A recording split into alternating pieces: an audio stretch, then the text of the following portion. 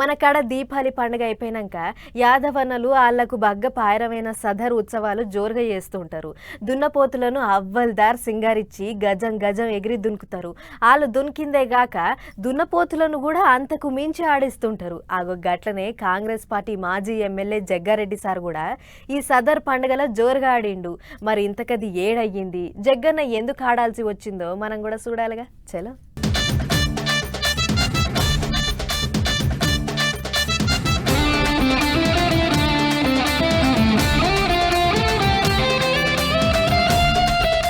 అబ్బా, సద్దర్ పండగంటే గిట్లుండాలి. చుట్టూ డీజే మూతలు, బ్యాండ్ సప్పుళ్ళు, షీమలోలే చేరొచ్చిన అభిమానుల ఈలలు, కేకలు నడుమ దద్దరిల్లింది సంగారెడ్డి. మాజీ ఎమ్మెల్యే జగ్గారెడ్డి అన్న సాయం అందియంగా సంగారెడ్డి పట్నంలో సదర్ పండుగను మా సంబరంగా చేసిర్రు యాదవన్నలు. అగొగ్గ పండుగల దునపోతులు, వాటి ఆటలను చూసి మస్తు మురిసిండు జగ్గన్న. అభిమానులంతా అన్నా నువ్వోసారి దున్నపోతెక్కే మీ రాజసం చూసి మురిసిపోతాం అని అనగానే వాళ్ళ కోరిక కాదనలేక ఎక్కిండు. అటెంక ఎట్లా డాన్స్ ఆడిండో చూడుర్రి.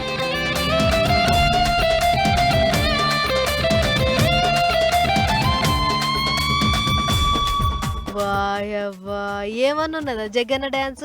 చేతిలో హాకీ కట్టే పట్టుకొని రివ్వ రివ్వ దిప్పుకుంటూ ఆడుతుంటే అన్న ఫ్యాన్స్ ది చిన్న మురిపేం కాదు, తాత వయసులో కూడా ఏ నున్నగున్న భూమి మీద ఆడినట్లు దున్నపోతు మీదకెక్కి జోరు చేసిండు. ఇంతల్లే మీ ఆటలు చాలా మాటలనే చూసినాం గాని ఒక్కసారి మైక్ అందుకొని ఓ పాట వేసుకోవే అని అనగానే మీరు చెప్తే నేను కాదంటనా తమ్మి అని ఎమ్మటే గా పాట కూడా అందుకుండు.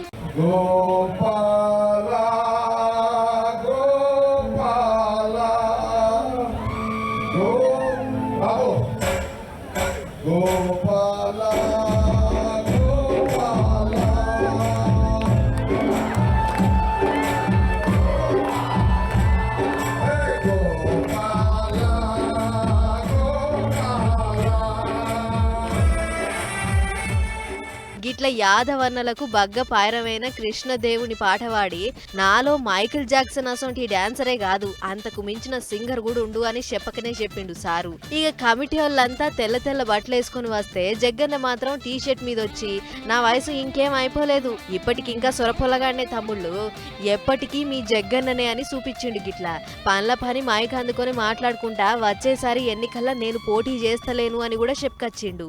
ఏదేమైనా సంగారెడ్డి అంటే జగ్గారెడ్డి, జగ్గారెడ్డి అంటేనే సంగారెడ్డి.